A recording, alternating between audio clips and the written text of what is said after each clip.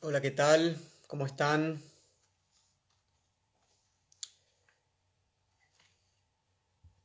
Buenas noches. ¿Cómo andan?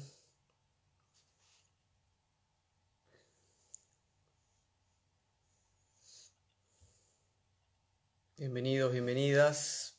Vamos a aprovechar el día de hoy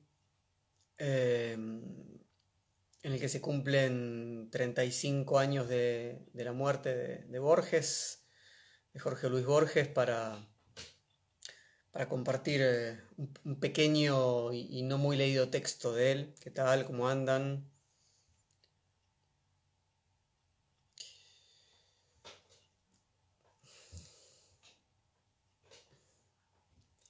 Bueno, em,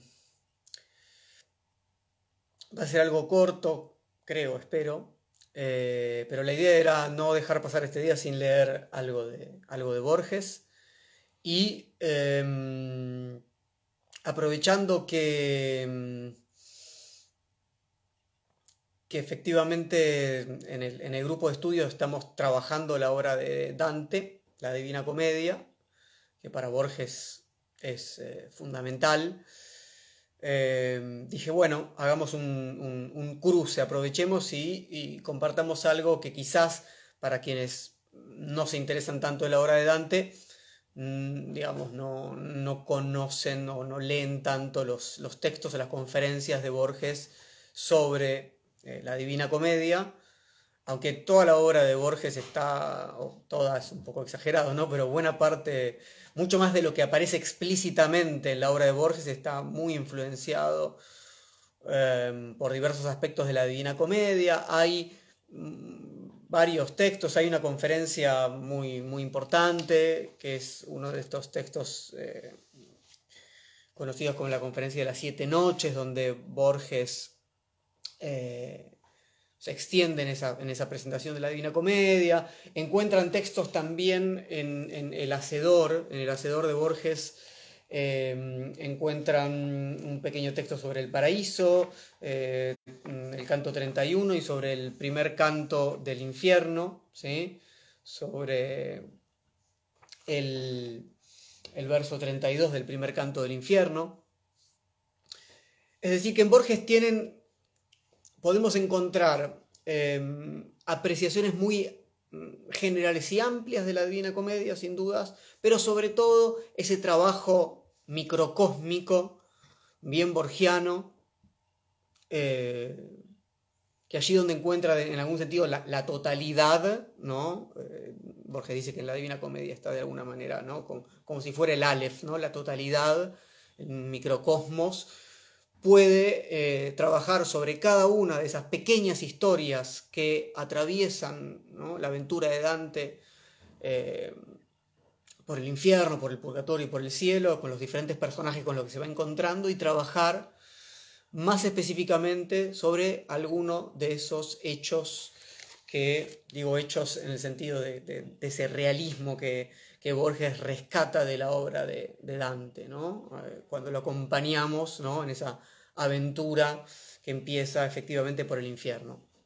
Entonces, lo que quiero compartir con ustedes hoy es la lectura de uno de los ensayos dantescos, ¿sí? Que son textos pequeños donde Borges va trabajando algunos de estos problemas que a él le interesan de la obra de Dante, exactamente, como dice Sophie, de los 9 ensayos dantescos, y el que se llama El falso problema de Ugolino. El falso problema de Ugolino.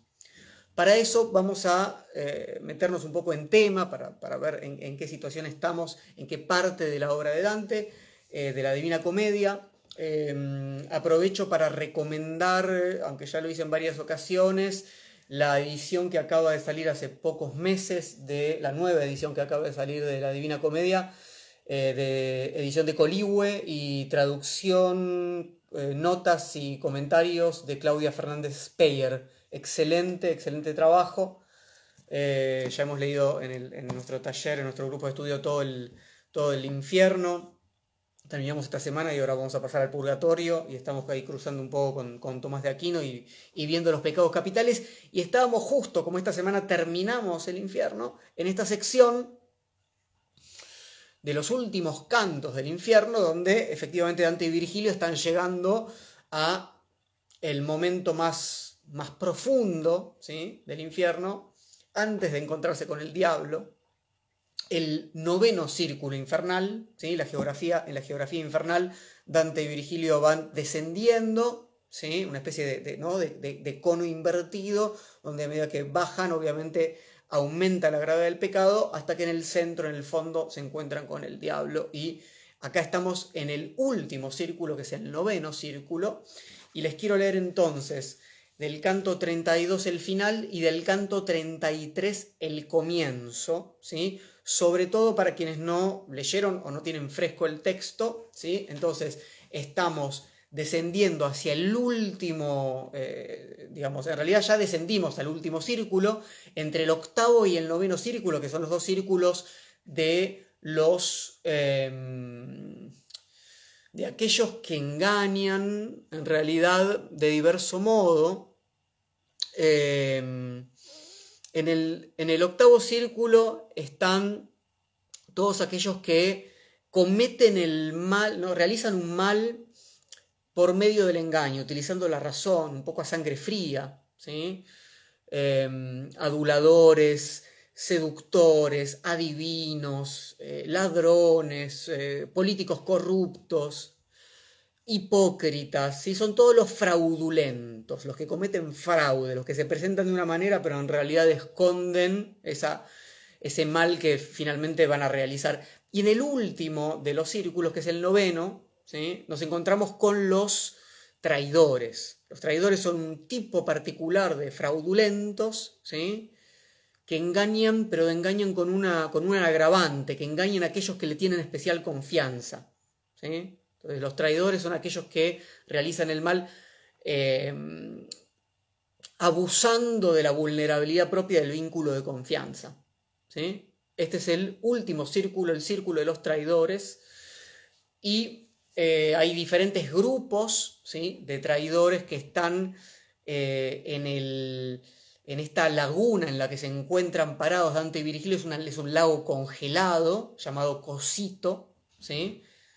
Está congelado por el frío, ¿sí?, que proviene del diablo. Esto después uno se entera después.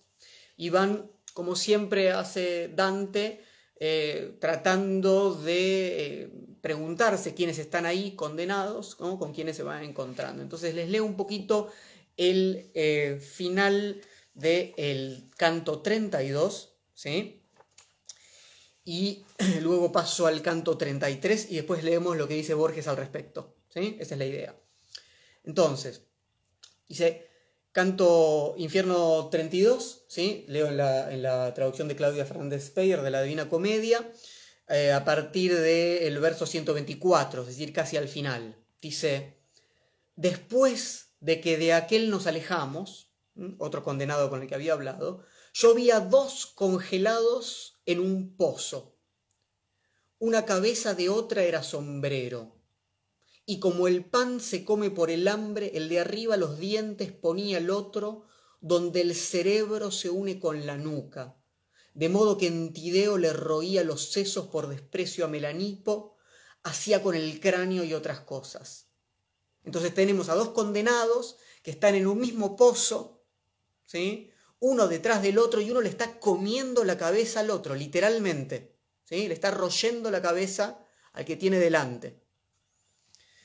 Tú, que a través de bestial signo muestras odio al que tú te comes, dije yo, dime por qué lo haces, a tal pacto que si tú por él lloras con motivo, sabiendo quiénes son y su pecado, arriba yo en el mundo te compense, si aquella con la que hablo no se seca.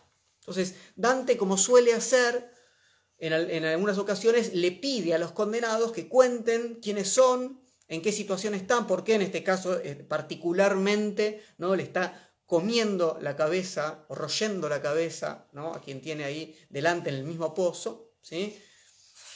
Y entonces eso abre a lo que va a ser el canto 33. Entonces, en el final del canto 32, lo que nos encontramos es a estos dos personajes, no sabemos quiénes son, sabemos que son traidores, ¿sí? Uno le está comiendo la cabeza al otro, ¿sí? Una escena casi, hoy sería zombie, ¿no? Sin dudas, ¿no? Una escena zombie, come cerebros prácticamente. Bueno, y en el canto 33... Leo dice, la boca alzó de la feroz comida el pecador, ¿no? Cuando escuchó a Dante, limpiándose con pelo de la cabeza que atrás había arruinado, ¿no? Se limpia la boca con el pelo del... ¿no? Una escena... Luego empezó, tú quieres que renueve el gran dolor que me oprime el corazón solo al pensarlo, aún antes de que hable, le dice, ¿no? este condenado. Pero si en mis palabras hay semilla que dé infamia al traidor que estoy royendo, verás que al mismo tiempo hablo y lloro. Entonces le dice, bueno, yo te voy a contar esto porque quiero causarle más, o sea, interrumpo el dolor que le estoy causando, ¿no? A quien tengo acá, para ver si puedo, ¿no? Infamarlo más y causarle más dolor. Interrumpe una violencia por otra, en última instancia, ¿sí? No sé quién eres, dice, ni de qué manera, le dice a Dante, ¿no? Ni de qué manera aquí bajaste, porque están en el fondo del infierno, pero florentino realmente me pareces cuando te oigo, ¿no? Había muchos condenados que a Dante lo reconocen por el tono, ¿sí? por el dialecto, ¿sí? Dice, debes saber que fui el conde Ugolino, y este de aquí es Ruggieri, el arzobispo. ¿Por qué soy tal vecino? Diré ahora, o sea, porque estoy cerca acá de Ruggieri. Entonces es el conde Ugolino, ¿sí? Y le está comiendo la cabeza a el arzobispo Ruggieri. Que a causa de sus malos pensamientos, confiando en él, yo fui apresado y muerto, no será necesario que yo diga. Lo que no puedes haber oído es decir lo cruel que fue mi muerte. Oirás y tú sabrás si él me ha ofendido.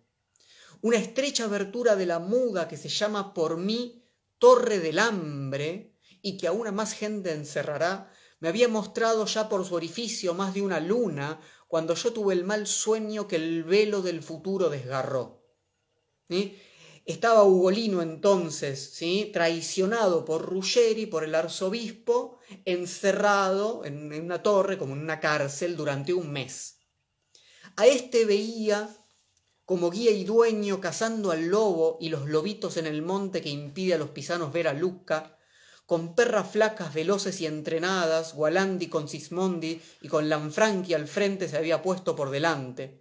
En poco tiempo exhaustos se mostraron padres e hijos y con agudos dientes pude ver cómo se herían sus costados. Cuando me desperté a la madrugada, oí en sueño llorar a mis hijitos que se hallaban conmigo y pedir pan. Entonces Ugolino le cuenta a Dante, ¿sí? Cómo murió, estaba encerrado en esa torre por culpa de Ruggieri, una traición de Ruggieri, ¿sí? Y sueña con esta cacería, y se despierta, ¿sí? Y escucha a sus hijos que estaban encerrados con él, que le piden pan. Dice, eres cruel, le dice a Dante, si no te duele el pensamiento de lo que el corazón ya me anunciaba. Si no lloras, ¿por qué sueles llorar? ¿No? Esto, está diciendo, esto te tiene que conmover, ¿no? Esto que te estoy contando.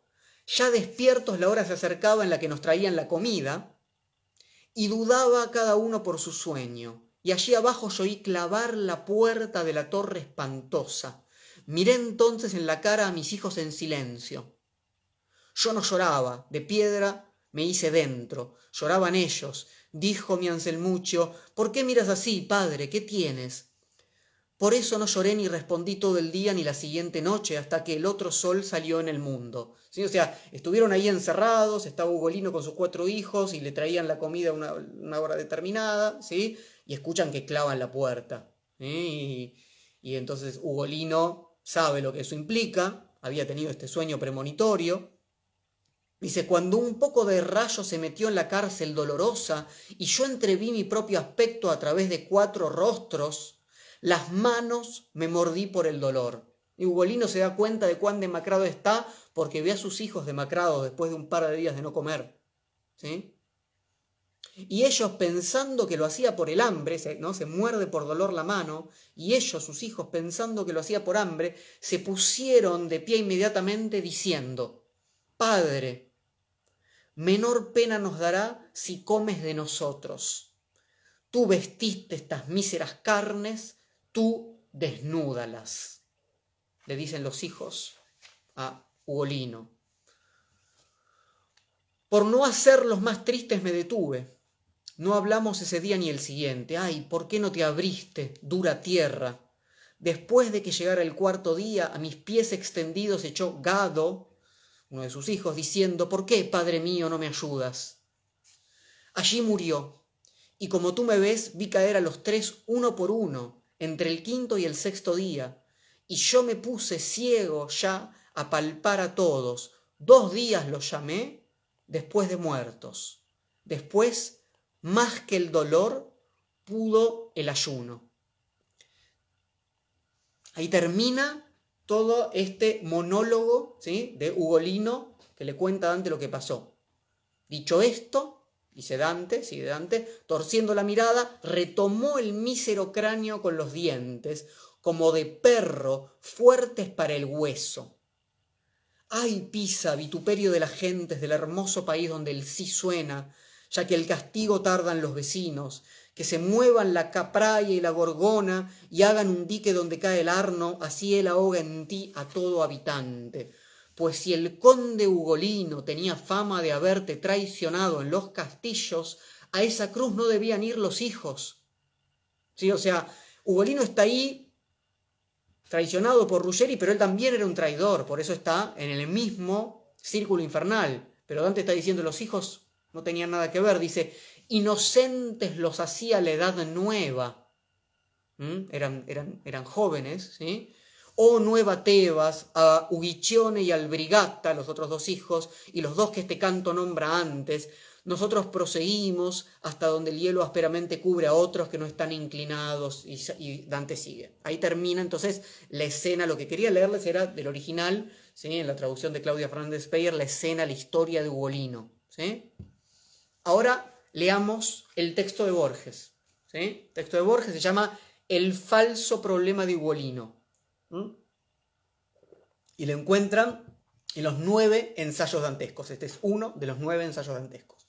Dice Jorge Luis Borges: no he leído, dice Borges, nadie ha leído todos los comentarios dantescos, pero sospecho que, en el caso del famoso verso 75 del canto penúltimo del infierno, han creado un problema que parte de una confusión entre el arte y la realidad.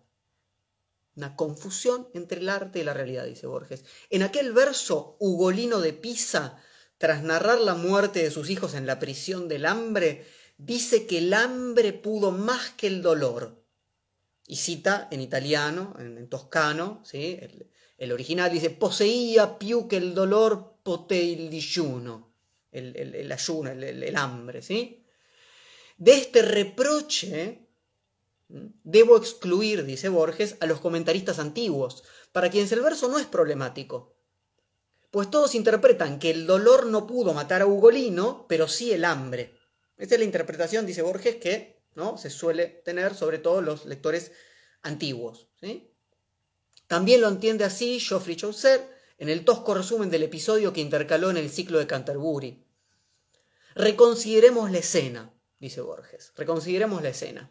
Entonces hay un problema de interpretación respecto al verso 75 del canto 33, que es el penúltimo del infierno, que es, se los vuelvo a leer en español, ¿sí? Dice: después, más que el dolor, pudo el ayuno.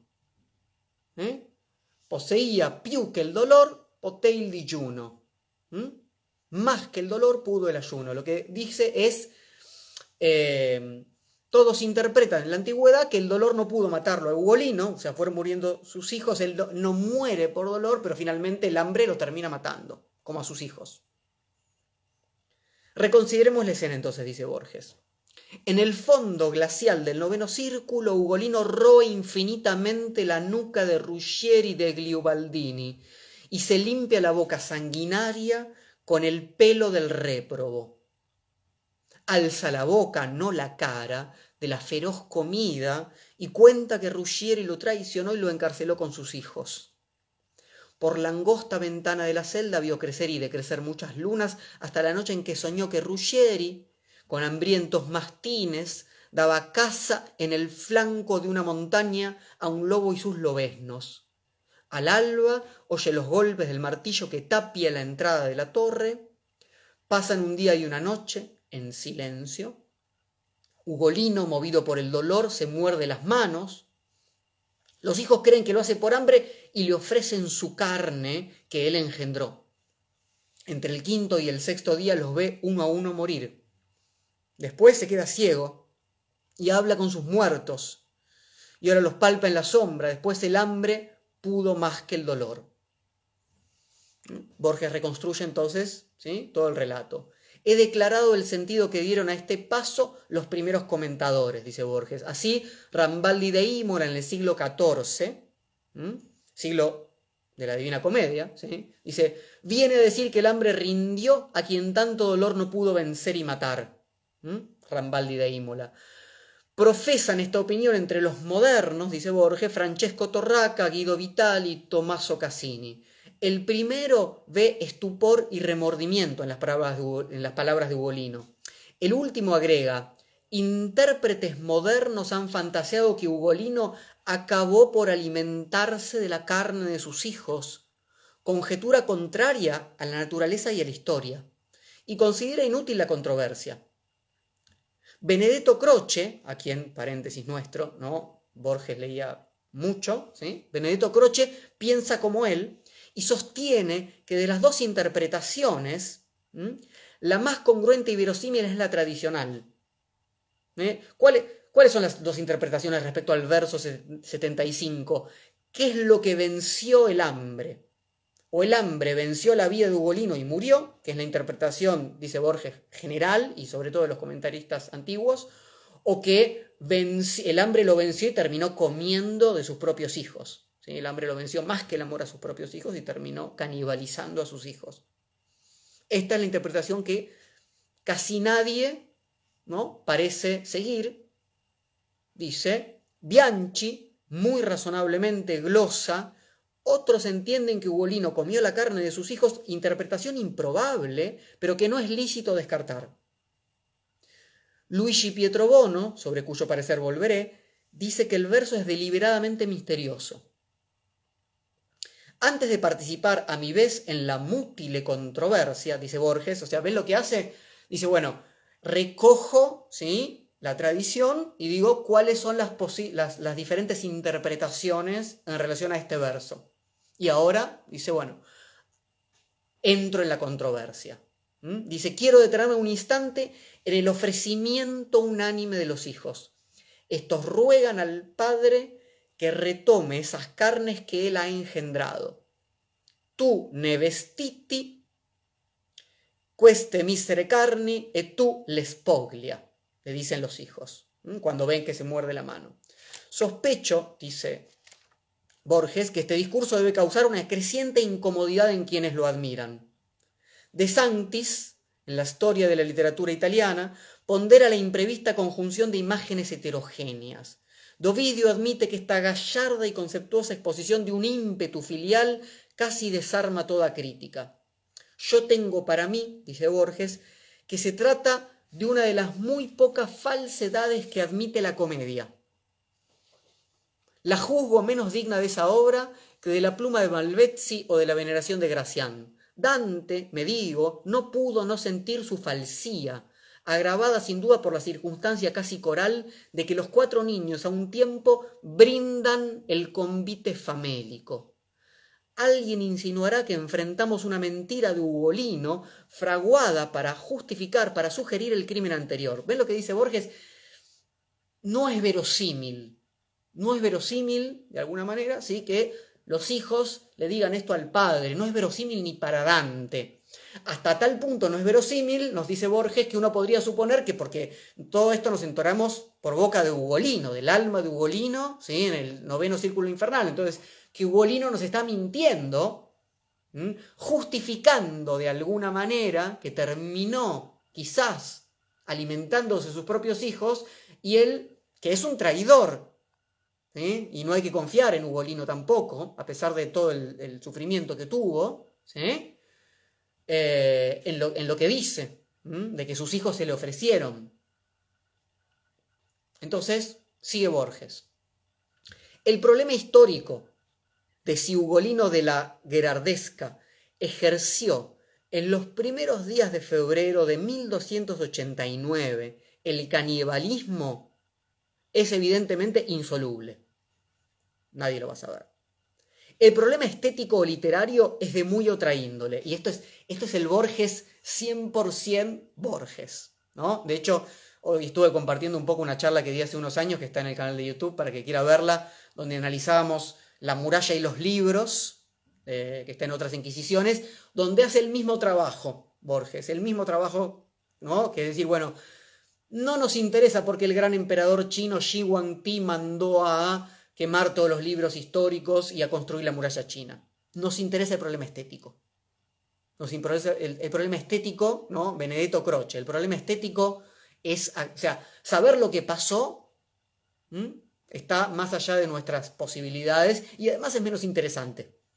Son menos interesantes los datos, la información. Lo que interesa acá es qué pasa estéticamente, dice Borges. Retomo el texto de Borges. Dice, cabe enunciarlo así. ¿Quiso Dante que pensáramos que Ugolino, el Ugolino de su infierno, no el de la historia, ¿sí? El Ugolino personaje de Dante, comió la carne de sus hijos? Él quiso que pensara que, ¿no? Él quiso hacernos pensar a nosotros que ese Ugolino comió la carne de sus hijos. Yo arriesgaría la respuesta, dice Borges. Dante no ha querido que lo pensemos, pero sí que lo sospechemos. Hay una nota al pie, dice, observa Luigi Pietrobono, que el digiuno, ese hambre, no afirma la culpa de Ugolino, pero la deja adivinar sin menoscabo del arte o del rigor histórico. Basta que la juzguemos posible. La incertidumbre es parte de su designio. Ugolino roe el cráneo del arzobispo. Ugolino sueña con perros de colmillos agudos que rasgan los flancos del lobo. Con la gute scane mi parea lor veder fender licant. Ugolino, movido por el dolor, se muerde las manos. Ugolino oye que los hijos le ofrecen inverosímilmente su carne. Ugolino, pronunciado el ambiguo verso, torna a roer el cráneo del arzobispo. Tales actos sugieren o simbolizan el hecho atroz. Cumplen una doble función. Los creemos parte del relato y son profecías. ¿Ven? Borges explicando lo que hace Dante. Dante arma la escena, ¿no? Estamos viendo a alguien que está comiéndole la cabeza, ¿no? A otro condenado con la boca sangrante, como una escena zombie, como decíamos, ¿no? Medianamente. Y claro que uno puede llegar a creer que comió de sus propios hijos con ese verso absolutamente ambiguo, ¿sí? Entonces acá Borges profundiza su propia genialidad. Dice así, Robert Louis Stevenson, en sus Ethical Studies, observa que los personajes de un libro son sartas de palabras. A eso, por blasfematorio que nos parezca, se reducen Aquiles y Peer Gynt, personaje de Ibsen, Robinson Crusoe y Don Quijote. A eso también los poderosos que rigieron la tierra. Una serie de palabras es Alejandro y otra es Atila. De Ugolino debemos decir que es una textura verbal, ¿no? Para enlazar con la famosa frase de Rihanna, ¿no? De nada hay fuera del texto, ¿no? De Ugolino podemos decir que es una textura verbal que consta de unos 30 tercetos, que son los que les leí al comienzo, ¿no? ¿Debemos incluir, se pregunta Borges, debemos incluir en esa textura la noción de canibalismo? Debemos otra vez, ¿no? Debemos incluir la textura verbal que es Ugolino, la noción de canibalismo. Repito que debemos sospecharla con incertidumbre y temor. Negar o afirmar el monstruoso delito de Ugolino es menos tremendo que vislumbrarlo. Ni sí ni no.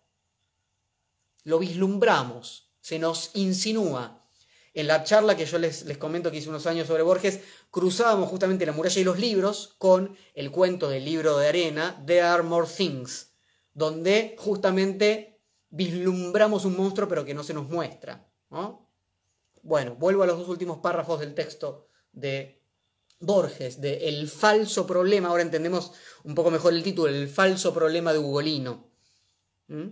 Dice, el dictamen, un libro es las palabras que lo componen, corre el albur de parecer un axioma insípido. Sin embargo, todos propendemos a creer que hay una forma separable del fondo y que 10 minutos de diálogo con Henry James nos revelarían el verdadero argumento de Otra vuelta de tuerca, ¿no? La novela de Henry James, ¿no? La novela de fantasma, ya que estamos, ¿no? Pienso que tal no es la verdad. Pienso que Dante no supo mucho más de Ugolino que lo que sus tercetos refieren. Schopenhauer declaró que el primer volumen de su obra capital consta de un solo pensamiento, o sea, el mundo como voluntad y representación, consta de un solo pensamiento y que no halló modo más breve de transmitirlo.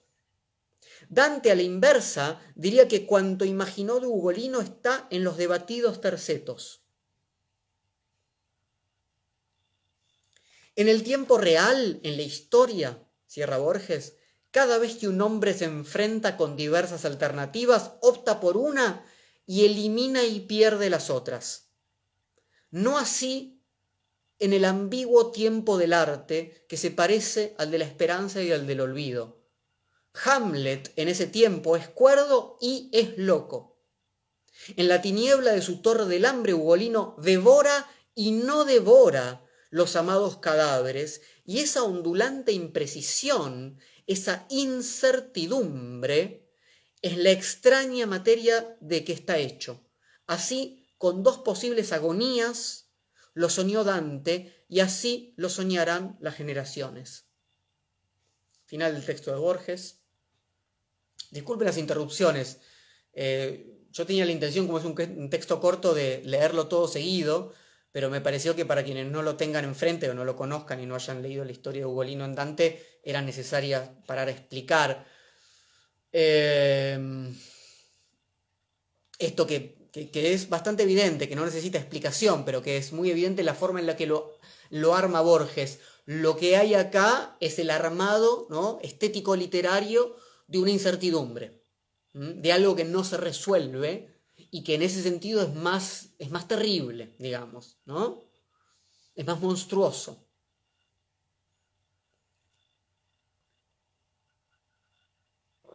Es esa estrategia la que Borges, como les decía, utiliza una y otra vez comparando nuestra pretensión de saber lo que pasó históricamente. Vayan a leer La muralla y los libros, ¿sí?, el texto que abre Otras Inquisiciones, ¿sí?, y otros textos, con la operatoria, ¿sí?, estético-literaria.